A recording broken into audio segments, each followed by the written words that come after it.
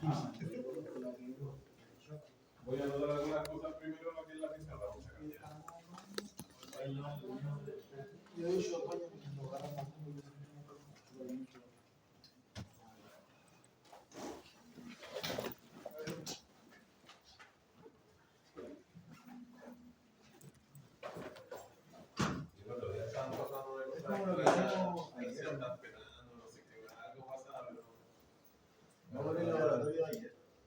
Esto es del laboratorio de esta semana.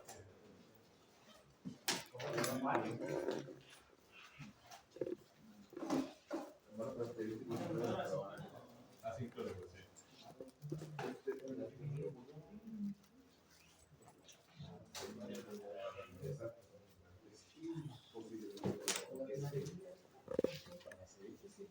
Bueno, respecto a, ya que me dieron cuerda con las cuestiones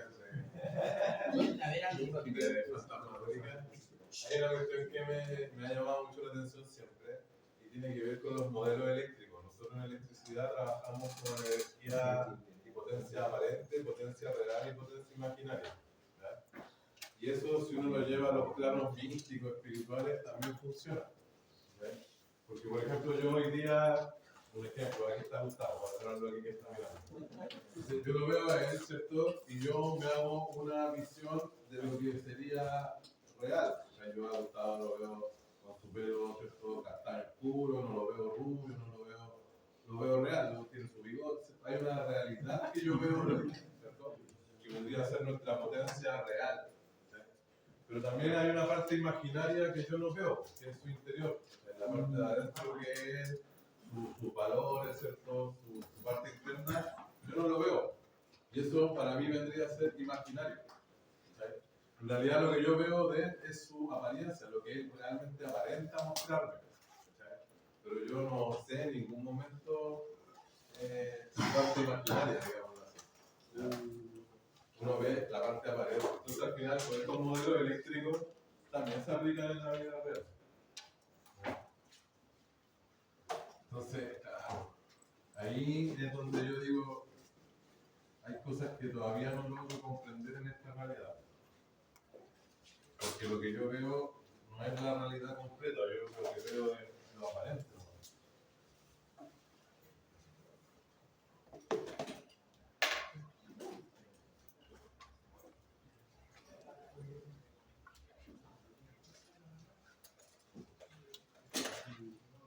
Claro, no, y hay otras cosas más también, alteraciones de los estados de conciencia.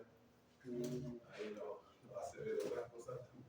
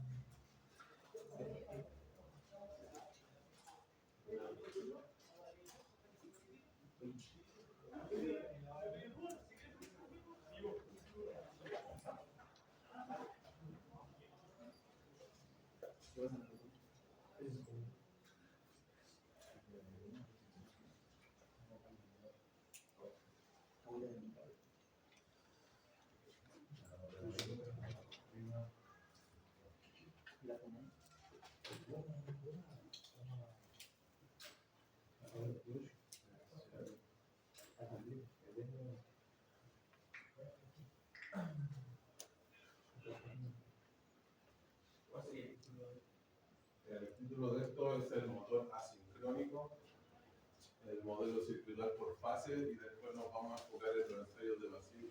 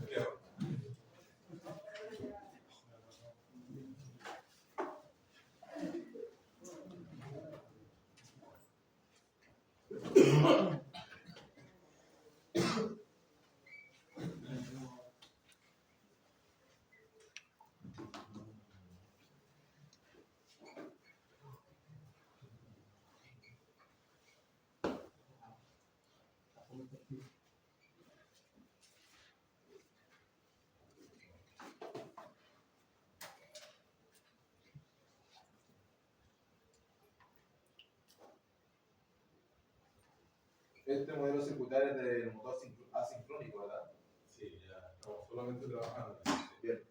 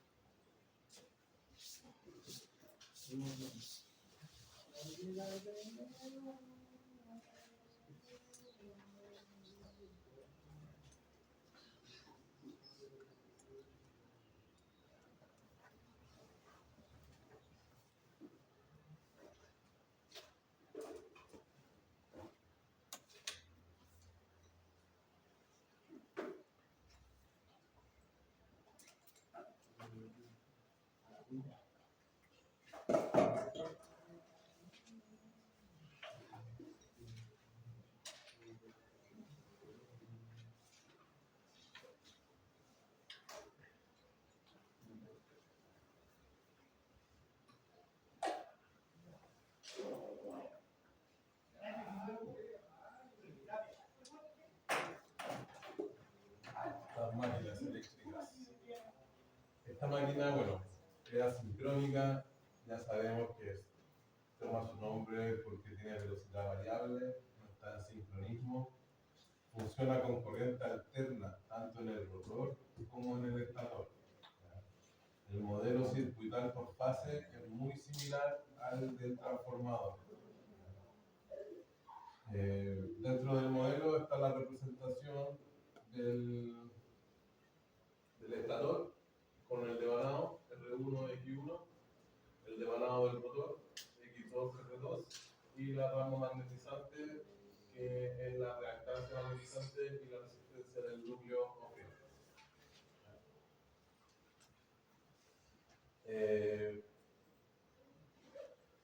Bueno, ahí de alguna forma en ese dibujito están los dos ejercicios que vamos a hacer en la prueba.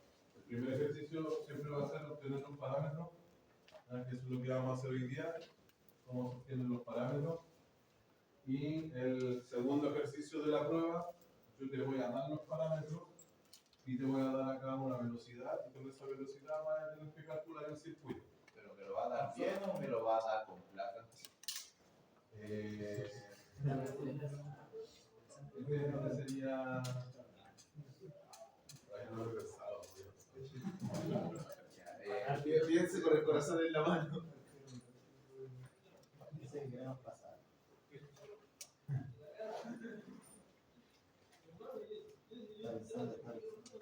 Sí, lo estoy con la duda. No. Ustedes tienen que estar preparados para no.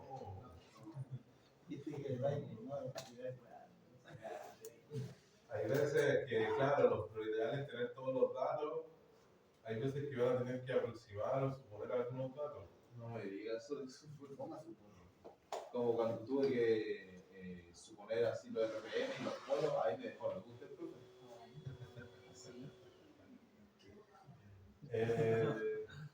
Bueno, eso con el tiempo ustedes van a ir viendo qué cosas se pueden suponer o no. Por ejemplo, dentro de este circuito, uno de los supuestos típicos es que la resistencia del fierro es infinita.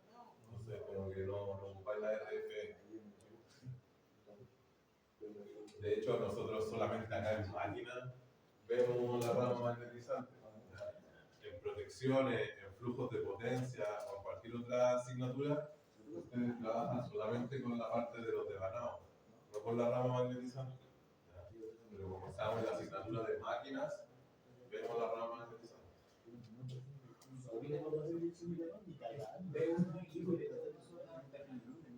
B1 y 1 son las sí. En realidad todo era alterno. Todo era alterno. Esa es una I de esas como y matemática. Ya. Dentro de lo que tenemos como objetivo, lo primero es reconocer las partes constructivas de interpretar datos de placa. Al examen práctico, ninguno de ustedes puede llegar sin saber cuál es la corriente nominal de la máquina. ¿Verdad? ¿Cuál es la corriente nominal? ¿Cuál es la potencia de la máquina? Eso tienen que ustedes saberlo. Después dice realizar ensayos de vacío y determinar parámetros de la mano magnetizada. Anoten esto para empezar con el ensayo de vacío. Entre comillas es el más difícil porque tenemos que determinar las pérdidas mecánicas. ¿Algunos de ustedes tienen los datos de ayer? Hacer los cálculos por sus datos. ¿Ustedes los tienen? Ya, vale.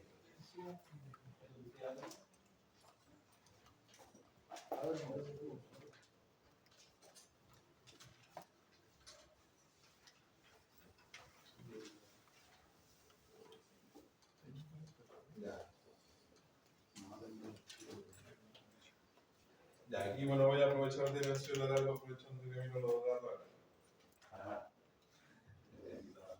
No es tan malo.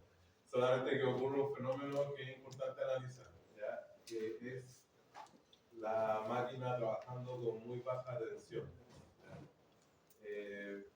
Yo les he explicado un poco que la máquina tiene una velocidad de trabajo normal, por ejemplo, que tiene ahí 1500 RPM. Eso es como su velocidad normal, que vendría a ser como le digo yo, mi caminata normal. Camino así, como que si no me esfuerzo, esta es mi velocidad de caminata normal. La máquina también tiene una velocidad normal. ¿Ya? Si yo quiero empezar a andar más rápido, a correr, por ejemplo, para allá, para acá, correr para acá, voy a tener que aplicarle más musculatura y tener que trabajar más músculos, ¿cachai? Para avanzar más rápido. En el caso de la máquina, no tiene músculos, ¿cierto? Pero lo que tiene son campos magnéticos. Entonces, si yo necesito mayor rapidez, la máquina va a tener que hacer más esfuerzo y eso se traduce en una corriente mayor. ¿Ya? Entonces, por ejemplo, si vemos acá la tabla que midieron casi todo, efectivamente, a mayor tensión, mayor corriente, mayor velocidad. ¿Ya? Esa lógica se da. El problema lo tengo a las tensiones bajas o a las velocidades bajas. Porque tal como les digo yo, mi velocidad normal de desplazamiento es esta, ¿ya? Y mis músculos trabajan ahí normal, están peores. Pero si yo empiezo a andar así, por ejemplo, así como lento, en este momento tengo todo mi músculo trabajando mi pierna izquierda. Después, más lento, ¿cierto? Va todo cargado mi pierna derecha. Entonces, si la máquina trabaja más lento de lo normal, también tiene que hacer un esfuerzo. No es que sea el movimiento natural lento, sino que se está esforzando por moverse lento. ¿Verdad? Y eso se traduce en que a los 30 volts, 60 volts, y que se movió la máquina, teníamos corriente alta. ¿Verdad? Es porque necesita más corriente para moverse. Así que yo por lo menos voy a tomar los datos de los 90 volts hacia adelante. Dentro del ensayo de vacío, vamos a tomar los datos de los 90 volts hacia adelante. Entonces dice ahí, ensayo de vacío o rotor libre. ¿Ya? Ese es el primer ensayo que vamos a hacer. Como ya estamos en máquinas, yo le coloco ahí realizar montaje del circuito de medición. Entonces ustedes dirán, ¿cuál? Esa es la gracia. Ustedes digan cuál. Ahí dice, en el tercer paso, durante el ensayo se debe medir velocidad, potencia, corriente y tensión. ¿Ya? Para nuestro caso es tan fácil meter un SATEC o un analizador de redes en la entrada y con eso ya medimos tensión, corriente y tensión. ¿Ya? Entonces vamos, anoten eso para poder borrar esto y partir ya con el ensayo de vacío. ¿Ya? En el caso del ensayo de vacío, también se conoce como rotor libre. Entonces tenemos acá ensayo de vacío o rotor libre.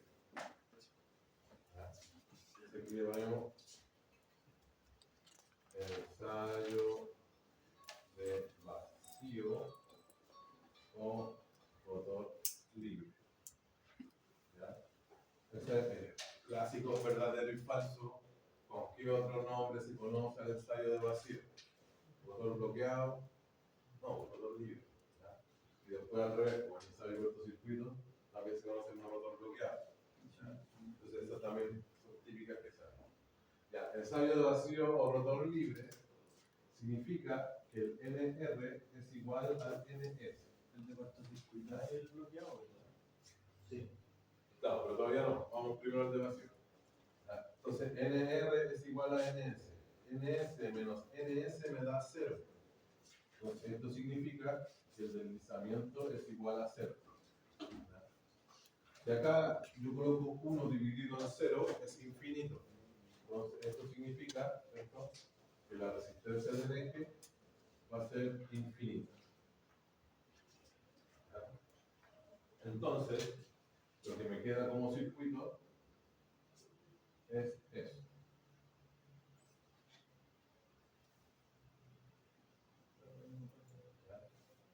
Eso es lo que me queda como circuito.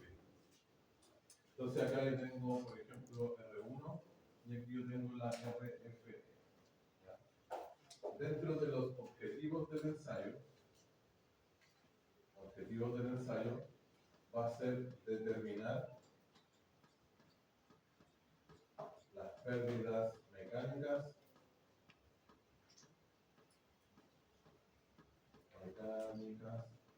y también va a ser determinar RFE y EQM. Esos van a ser los objetivos de ese ensayo. En las pruebas anteriores, de los años anteriores, en el ejercicio, las pérdidas mecánicas decíamos que eran igual a 0, o sea, se despreciaban. Nosotros acá la vamos a calcular porque podemos calcularla y vamos a demostrar de que existe. Entonces, dentro de este ensayo, ustedes realizaron mediciones. Por ejemplo, acá vamos a usar dos datos dentro del ensayo de vacío, ¿cierto? Matías con el Samuel midieron B1 y 1 B1. Eso fue lo que midieron. Entonces, voy a colocar la primera de los 90 volts y la otra que es la de los 20. Voy a usar 2 puntos nomás. Acá ustedes tienen mucho más puntos. Yo voy a usar 2. La corriente a los 90 volts fue de 198 miliamperes y a los 220 fue de 465,3 miliamperes. La potencia, esta me quedó de 35,2 y esta otra quedó de 65,5.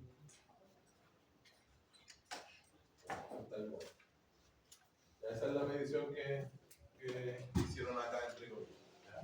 Previo a eso, ustedes midieron, ¿cierto? Se mide R1 en los bordes de la máquina. Ustedes la midieron directamente, la medí un montón de veces, ¿cierto? Y R1 para este caso me quedó de 31,6. Esa es la resistencia que le dio a la promedio. 31,6, 31,8, 31,4, 31,6. Entonces, esos son los datos que tengo. Ya tengo el ensayo de vacío, tengo el dato del ensayo. Este es el ejercicio 1 del certamen. Entonces, ahora lo primero que tengo que hacer es determinar las pérdidas mecánicas. Y esta es la parte difícil, digamos. Entonces aquí vamos a borrar esto y vamos a colocar acá que las pérdidas mecánicas,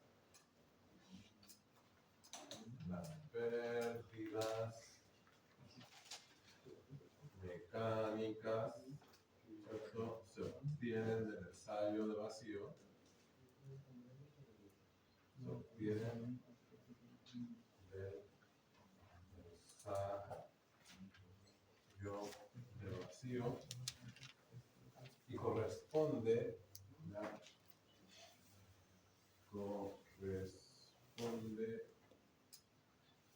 a la intersección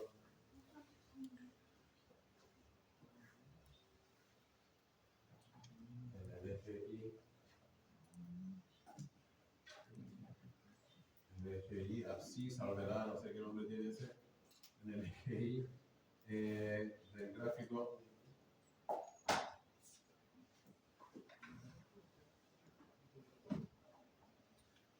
Este sería P1 menos pérdidas del cobre versus la tensión al cuadrado. Esa es como la forma que tenemos. Entonces, voy a explicarlo acá un poquito mejor. ¿Ya? Vamos a explicarlo acá. Esta potencia P1 que yo ahora estoy midiendo acá, que se midió del ensayo de vacío, corresponde a las pérdidas del cobre 1, las pérdidas que están pasando acá, ¿ya? Más las pérdidas del fierro, que son las pérdidas que están pasando acá, ¿ya? Más las pérdidas mecánicas, ¿ya? Por roce y oscilación, que es las que vamos a determinar. Entonces yo acá lo que voy a hacer es colocar P1 menos las pérdidas del cobre, y esto me va a quedar las potencias del fierro más las pérdidas mecánicas, ¿ya? Las pérdidas del fierro, yo ya sé que son P al cuadrado partido por RFM, ¿ya? Por eso es que yo acá en esta parte del gráfico justamente coloco P al cuadrado aquí, y acá coloco P1, ¿cierto? Menos PCU1, ¿cierto? O podría ponerle derechamente PFE más PM, ¿ya? Pero yo ya sé que esta depende del cuadrado de la tensión. Entonces esto de alguna forma me va a quedar como X, ¿cierto? Por M más B, ¿ya? Y este B corresponde a las pérdidas mecánicas. Entonces yo aquí, por ejemplo, para nuestro caso, me queda de 90 al cuadrado, este sería 8100, y el otro me queda 220 al cuadrado, que eso es cuánto es, 48.000 algo, 220 al cuadrado.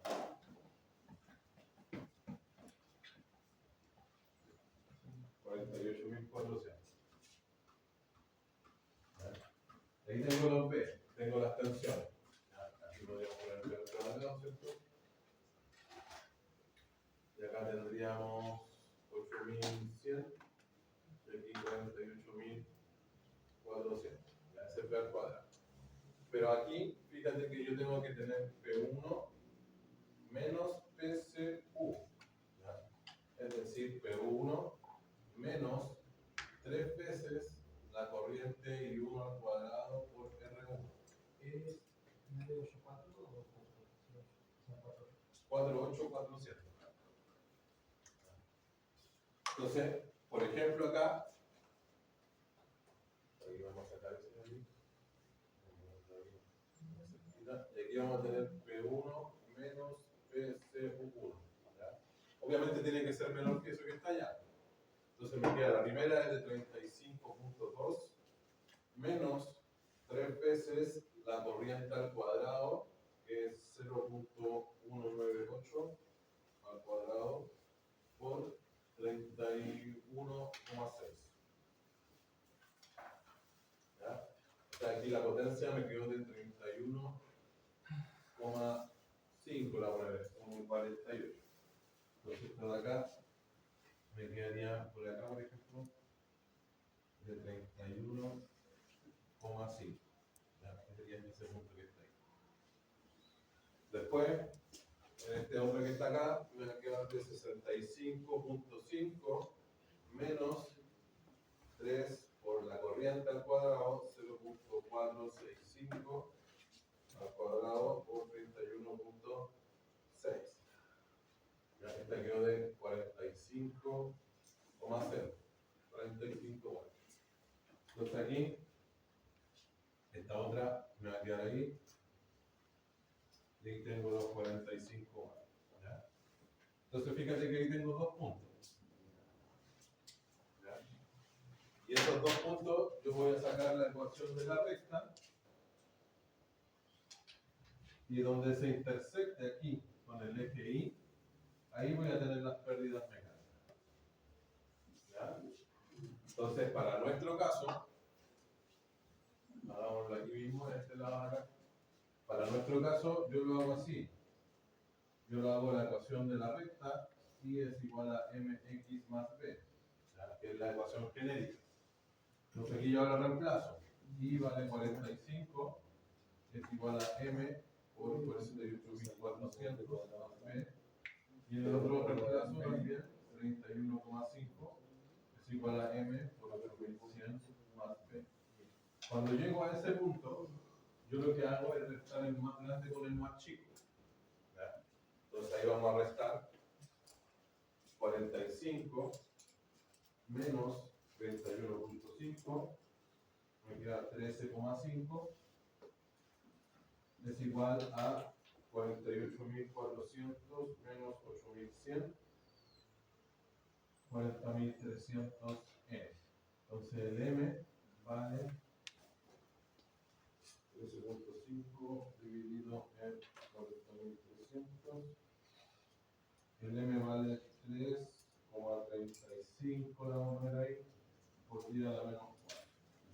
Entonces ahora yo con ese m puedo reemplazar en cualquiera de los dos, porque los dos puntos pertenecen a la misma recta. Entonces de acá yo saco que el b va a valer, voy a reemplazar en la primera, que a 45 menos 48.400 por 3.35 exponente menos 4. Esta sería de 28,78. Entonces este que está acá, 28,78, corresponde a las pérdidas mecánicas. ¿Ya? Entonces aquí ya con eso tenemos las pérdidas mecánicas.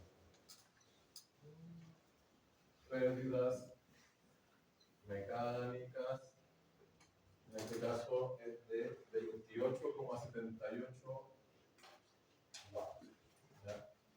Y ahí cumplimos el primer objetivo. ¿Ya? El segundo objetivo va a ser determinar la resistencia del fierro. Pero para eso justamente tengo que despejar las pérdidas del fierro. ¿Ya?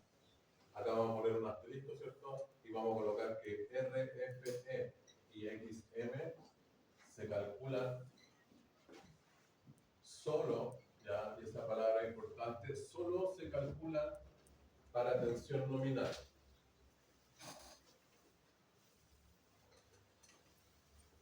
Tensión nominal. ¿Ya? Que en nuestro caso, esto va a quedar así. Me queda que la potencia del fierro, ¿cierto?, va a ser igual a P1, en este caso eran 65,5, menos las pérdidas en el cobre, 3, ¿cierto?, por 0,465 al cuadrado por 31,6, menos ahora las pérdidas mecánicas, que eran de 28,78. Entonces aquí me queda que la potencia que se está yendo en el fierro es igual. Esta es la parte más difícil. 65,5 menos 3 por 0,465 al cuadrado por 31,6 menos 28,78.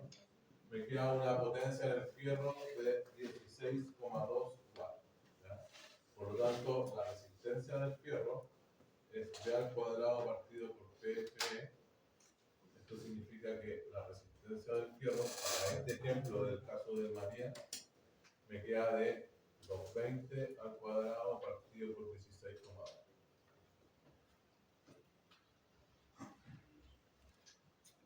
Y me queda una resistencia del núcleo de 2.987,6.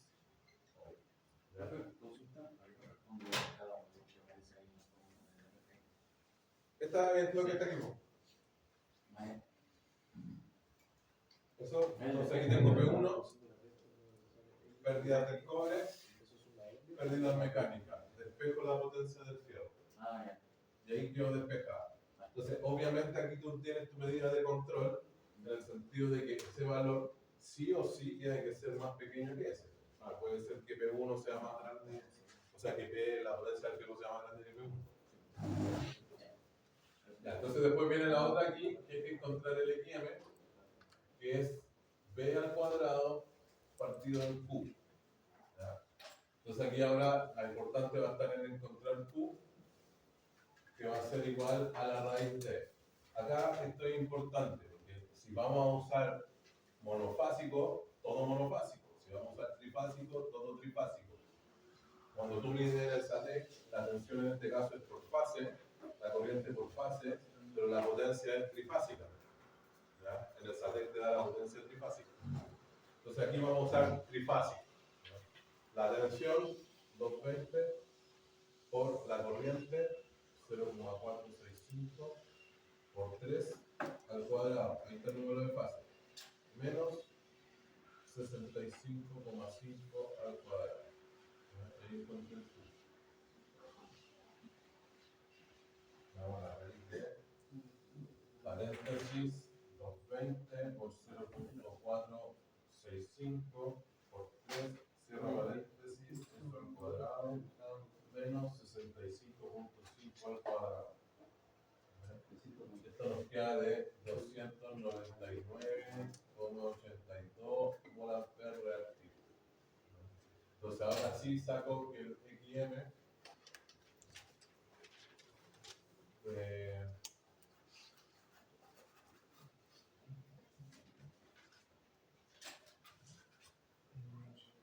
¿Qué pasa? si algo pasó. ¿Qué pasó? Que estuvimos, o sea, no consideramos lo trifásico para el cálculo anterior. Claro, aquí por ejemplo, si están, eso me quedé pensando. Sí, bueno. Que esta potencia es trifásica, pero la tensión es por fase. Fácil, claro. Entonces, claro, para yo usar potencia trifásica directo ahí, acá lo que tengo que usar es la tensión de línea. Y ahí me cambia eso. Y ahí lo mismo acá abajo. Si uso tensión de línea al cuadrado, puedo usar la potencia trifásica directa. Ahí sí. Ahí sí. Pero, por ejemplo, en ese caso hubiéramos podido sacar los cálculos de lo que multiplicado por 3. Sí. Sí. Pero ahí fíjate que me queda una resistencia mucho más grande. Sí. 8,913,58 ohms. Y acá abajo me queda de 380 al cuadrado dividido en 299. Profe, pero los valores que trabajó antes también los trabajó con valores de fase para la pérdida mecánica. Sí, esa sí está bien. Ah, ya. Las pérdidas mecánicas son las trifásicas. ¿Cómo se pone la resistencia? Saqué P1, que fue la que me diste tú directamente. ¿Ya? Y a eso le resté las pérdidas en el cobre. Y la pérdida en el cobre va a ser 3 veces la corriente al cuadrado por la resistencia. Sí, la mediste directamente en los bornes. Esa tú la logras medir. R1 siempre lo vaya a tener directo. Lo vas a poder medir en los bornes de la máquina. ¿Ya? Entonces ya con eso tengo parte del modelo. Tengo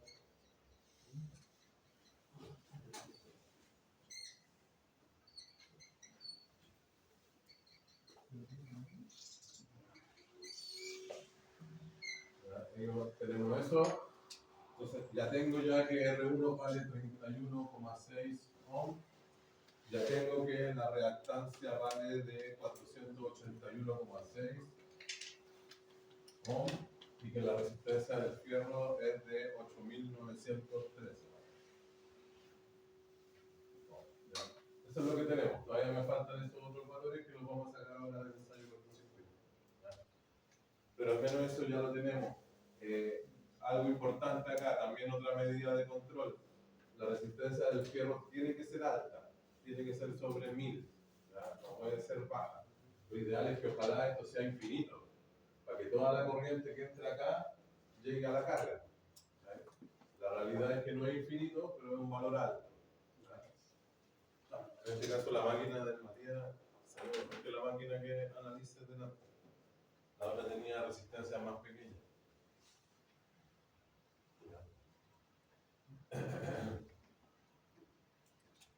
Ya. Entonces con eso tenemos las pérdidas mecánicas, que esto de acá para mí entre comillas sería lo más difícil, cuando se meten acá a la ecuación de la recta. ¿Ya? ¿Cómo se determina el punto de intersección con el eje Y? ¿Ya? Eso desde mi punto de vista sería lo más difícil. ¿Ya? El resto está más o menos entendible.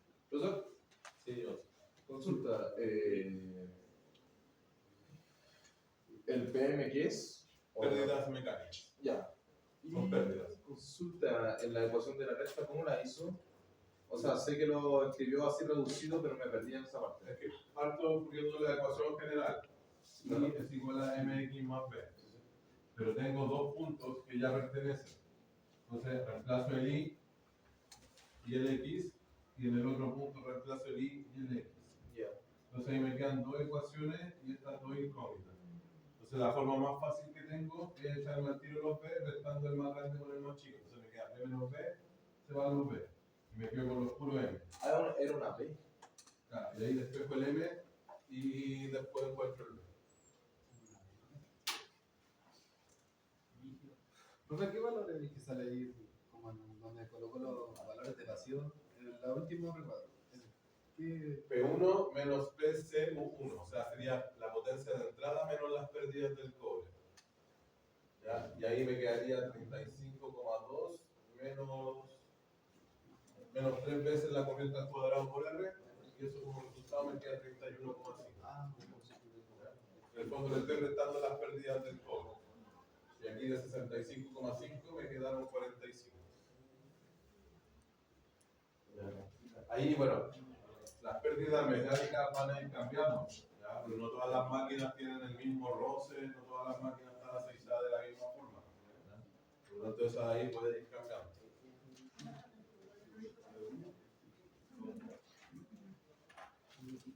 Ya, vamos al ensayo de cortocircuito.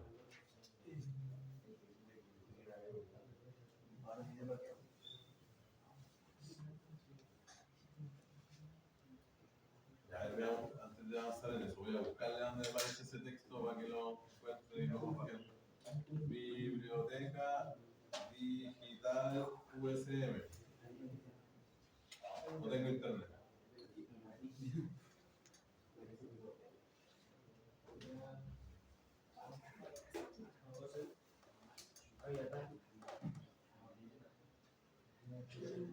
No tengo internet.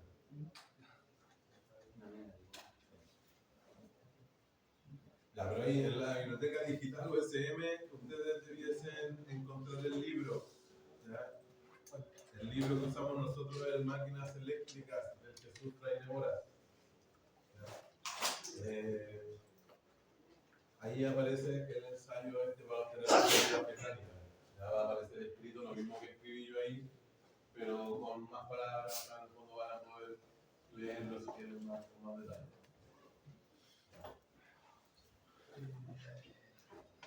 Vamos a hacer el de cortocircuito. Cristian me lo mandó por la. Mándelos si usted puede. Yo no puedo fomentar la piratería, así que yo no, Aumente la piratería, profesor. no puedo repartir yo ese documento. Pero si usted puede.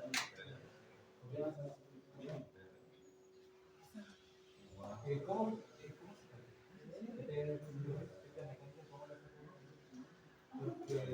Con la ecuación de la recta. Tú tienes la medición real que hiciste de tu ensayo de vacío. Ya, entonces yo ahí elegí dos puntos. En este caso elegí los 90 volts y los 220. Y con esos dos puntos ya mandé la ecuación de la recta. Lo ideal es que tú metas la ecuación completa. Profe, yo ahí les voy a subir el documento que tengo acá, el modelo de la máquina.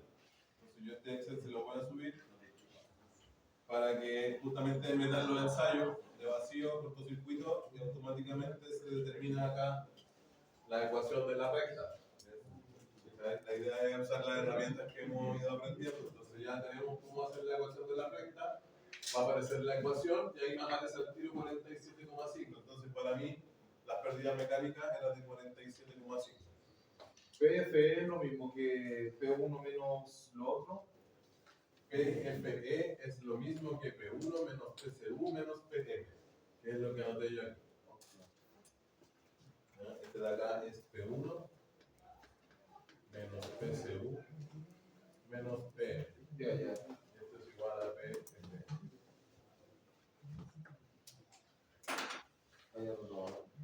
¿Ya? Entonces esa tabla yo se la voy a subir. ¿Ya? Y ahí, bueno, esperemos que nos den los valores ojalá reales. Ahora vamos al ensayo de cortocircuito. el ensayo de cortocircuito se hace con rotor bloqueado. ¿Ya? En el examen práctico le voy a preguntar cuánto es la velocidad del rotor para el ensayo de cortocircuito. Usted tiene que decir cero. ¿Ya? Cero. El rotor está trabado, está quieto, no se mueve. Por lo tanto, ahí viene la otra pregunta, porque ya como ya saben que es cero la velocidad, la pregunta difícil va a ser ¿cuántas son las pérdidas mecánicas en el ensayo de cortocircuito?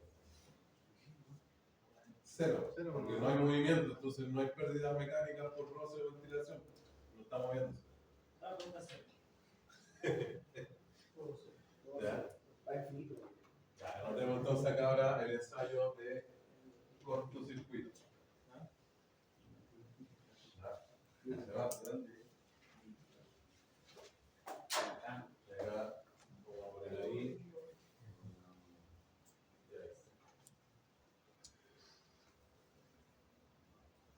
Ya. Ojo, esto sí necesito que esto sea importante. Esto es el RFE y el XM se calculan solo para la tensión nominal. ¿Ya? Solamente se hace un cálculo de RFE y XM y es a la tensión nominal, no la mixta. ¿Ya? En el caso del cortocircuito, ensayo cortocircuito,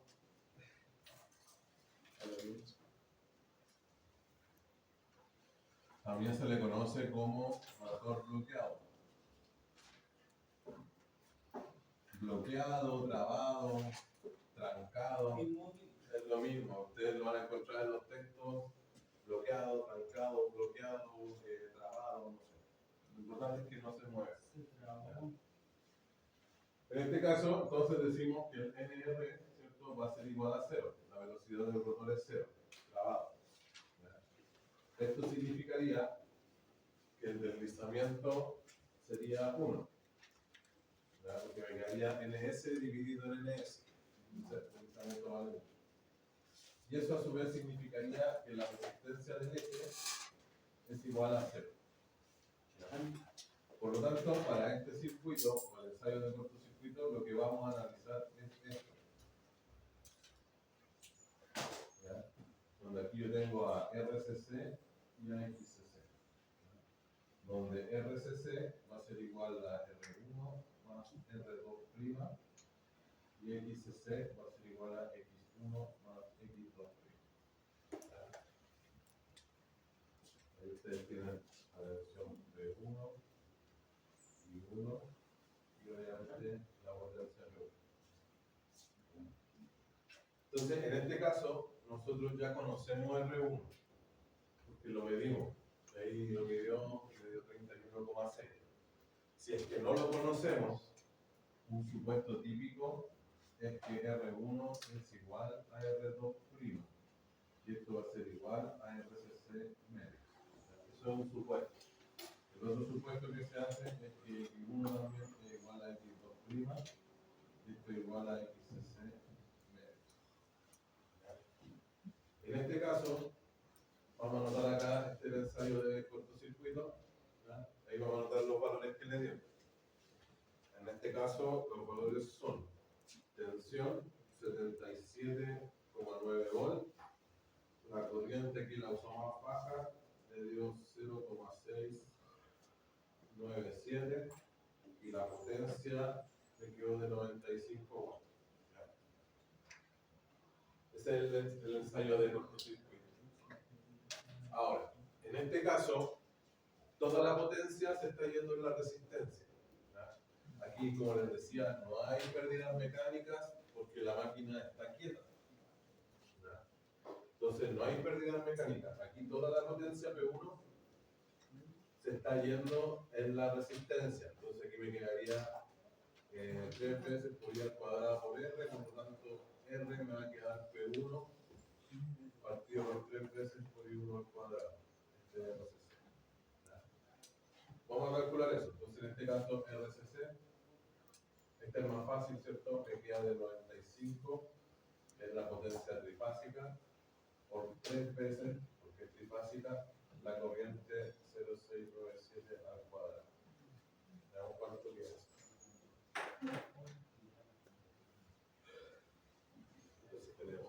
35 dividido en 3 por 0.697 al cuadrado. Esto queda de 65,18 ohms. Entonces nosotros habíamos dicho que esto que está acá.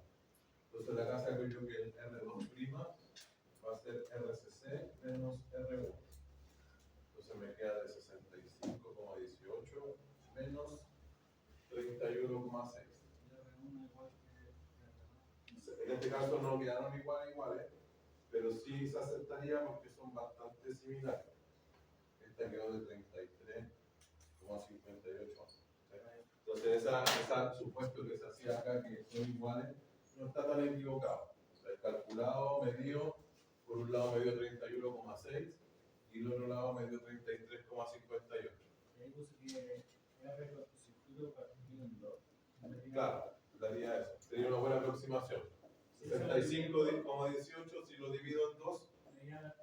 Claro, 65,18 dividido en 2 me queda de 32,6.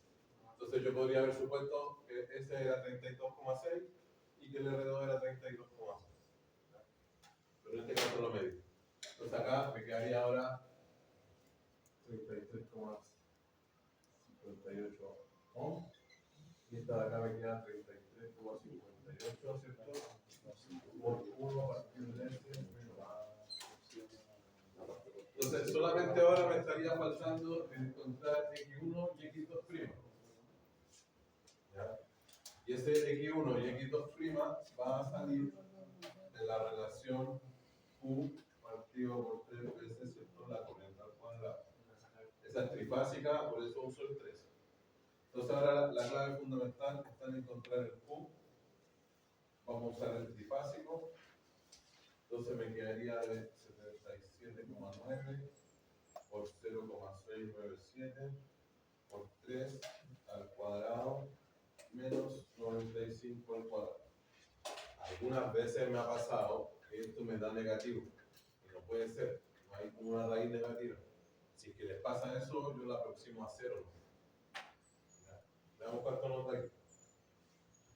La raíz de paréntesis 67.9 por 0.697 por 3, cierra paréntesis, todo eso al cuadrado, menos 95 al cuadrado, ya me queda un valor real de Q es igual a 132,3 volt-ampere reactivo.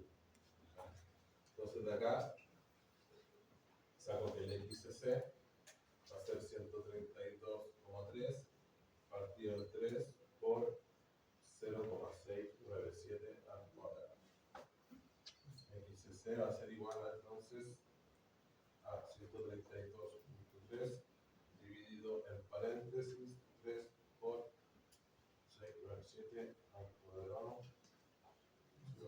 Esto me quedó de 90,7 ohms. Entonces aquí saco que X1 es igual a X2' es igual a eso dividido en 45,3. Y ahí con eso tengo el modelo completo. 45,3 ohms, 45,3. Y ahí ya tengo el modelo de mi máquina completa. Eso, como les decía, es el ejercicio 1 de la prueba. ¿Ya? Va a tener que encontrar ahí los valores de RFE, RCC, ICC. Y este sería el primer ejercicio. Poder encontrar todos los valores. ¿Ya? El segundo ejercicio, yo le voy a dar los valores, así como está dado ahí, y lo que le voy a dar como dato es la velocidad. Y ahí ustedes tienen que resolver el circuito. Pero hay formas de hacerlo más rápido. Yo en la próxima clase les pretendo enseñar los modelos aproximados, porque ese es el modelo como más detallado. Pero podemos ir sacando algunas cosas para hacerlo más rápido.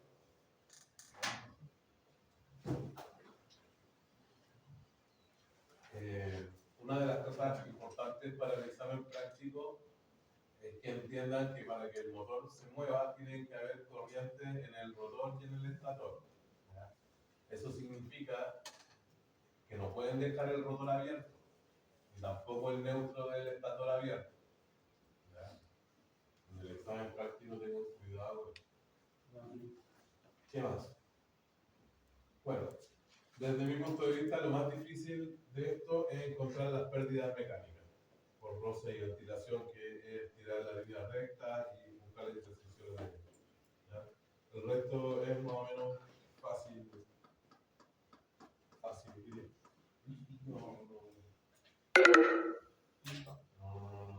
O sea, no es ultra fácil, ¿cierto? Pero son cálculos que se pueden hacer. Profe, Si no, acá sin problema. consulta, en el XC6, ¿qué parte hizo? ¿Cómo le dio 90 más 1?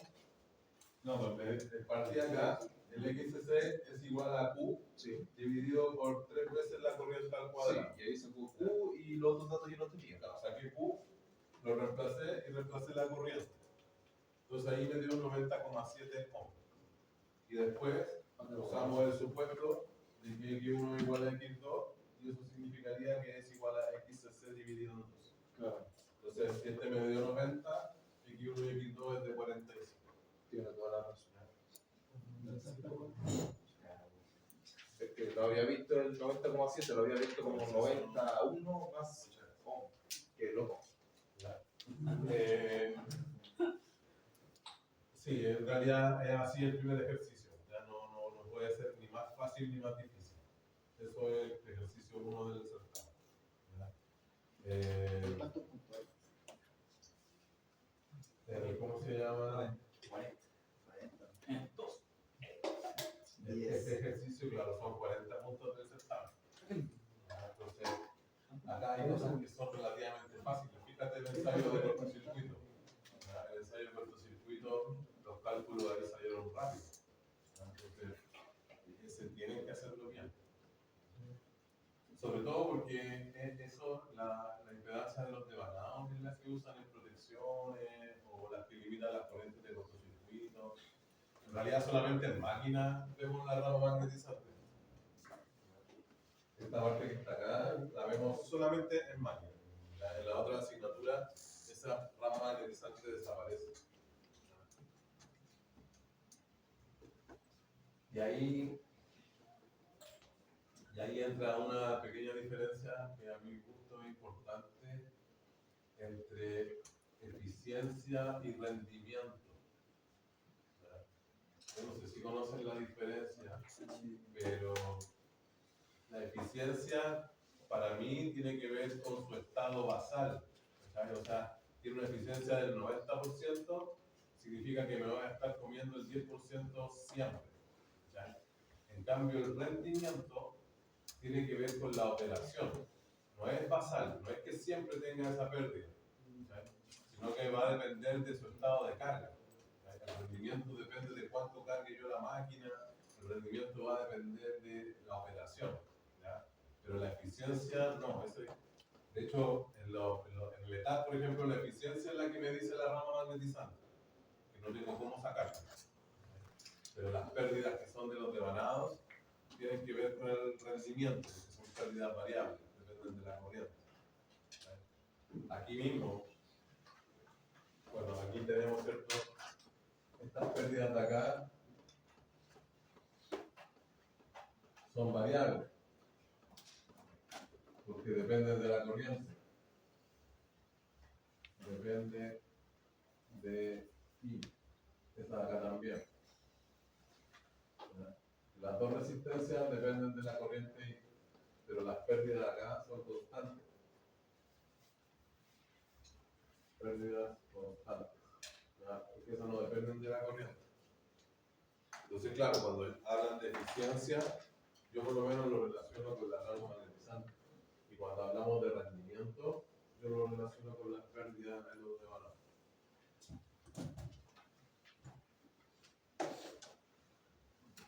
Ya, si tienen alguna pregunta o algo que quieran consultar.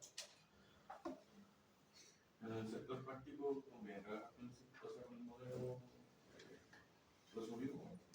Sí, en En la parte práctica, la idea mía es que en la siguiente clase analicemos 3 modelos. El modelo completo, ese que tenemos en la pizarra, un modelo aproximado, donde la rama magnetizante la coloco al inicio, y ya otro modelo donde yo desprecio la resistencia del fierro y la hago infinita.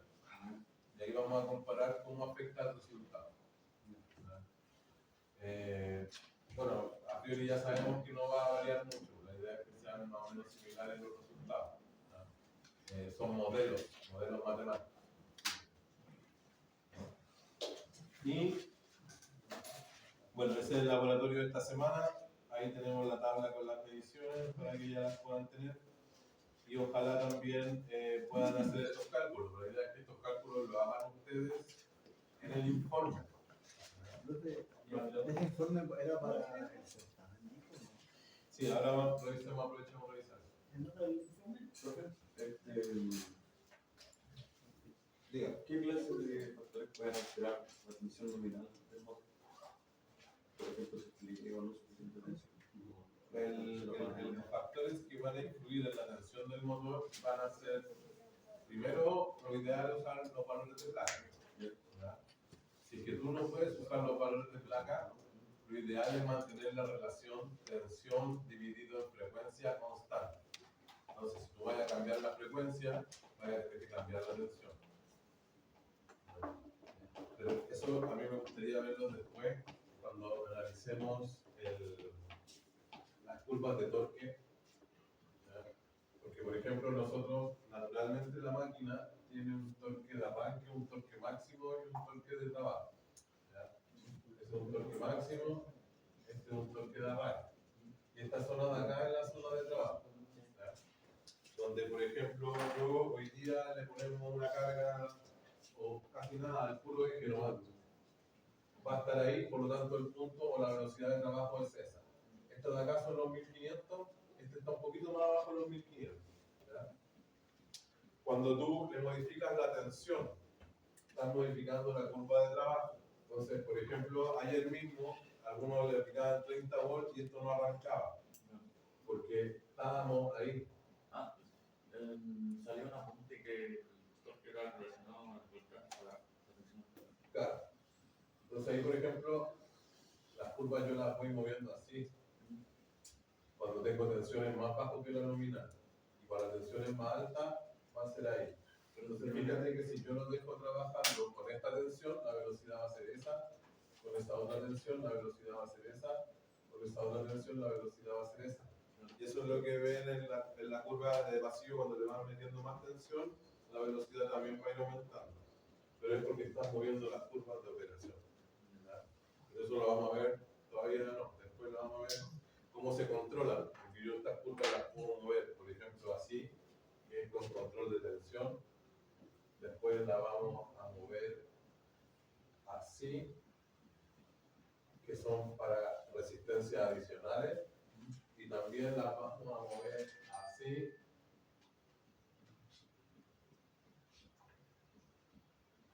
cuando tengo un variador de frecuencia. ¿Ya? Entonces, pero eso ya es parte del control de la máquina. ¿Ya? Por eso todavía no. Hoy día enfoquémonos en el modelo circuital. ¿Ya? ¿Qué es lo que podemos ver en el modelo? Como resumen, las resistencias de los devanados siempre van a ser mucho más chicas que la de la rama magnetizante. Nunca van a ser iguales o similares, porque ahí al tiro está diciendo que la máquina va a tener una eficiencia menor al 50% si son iguales.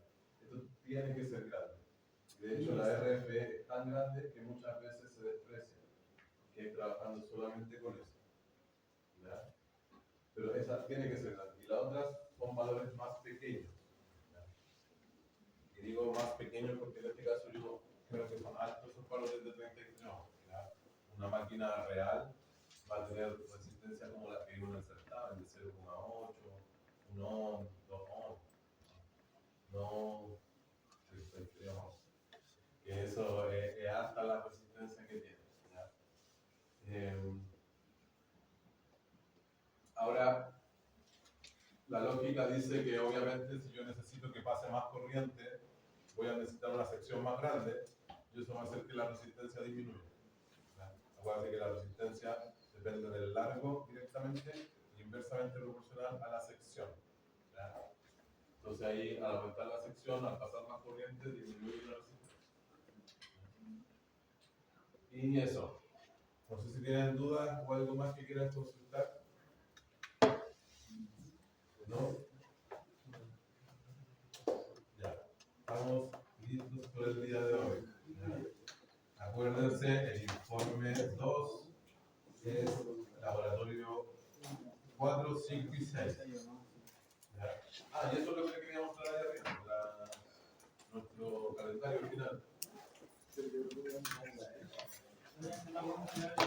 Ya, estamos ahí arriba, estamos a 31.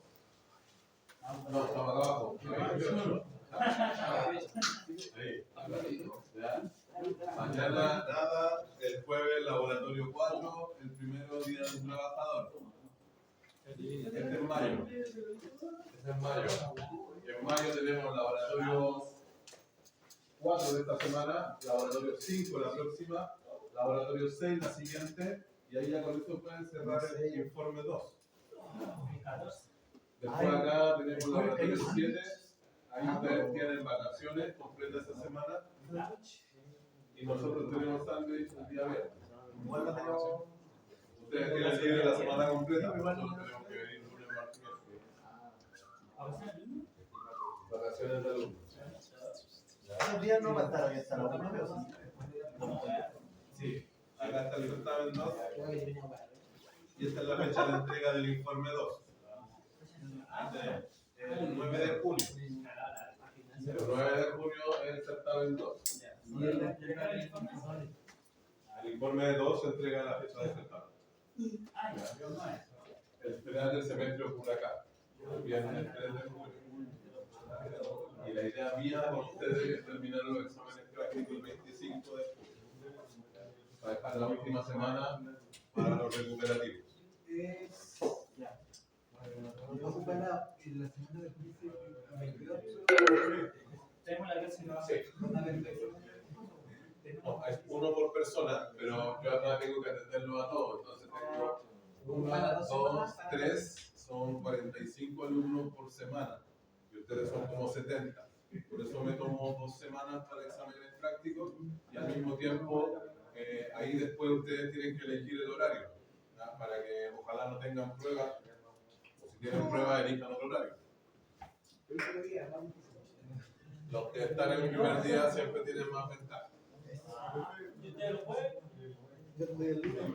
Estoy el No, lunes. no, no, sí, bien, digan. Digo, voy con inscribirse. Dice el El primero. 2 de junio, el que lo sabe. Hermano, no me roben mi puesto que yo tengo la segunda. Sí, parece el informe 3, yo estoy hablando del informe Tengo 2. lunes, segunda, Ya, el 2 se entrega en la fecha del certamen. Ya, caballeros, que tengan un buen día a todos, que les vaya bien. Por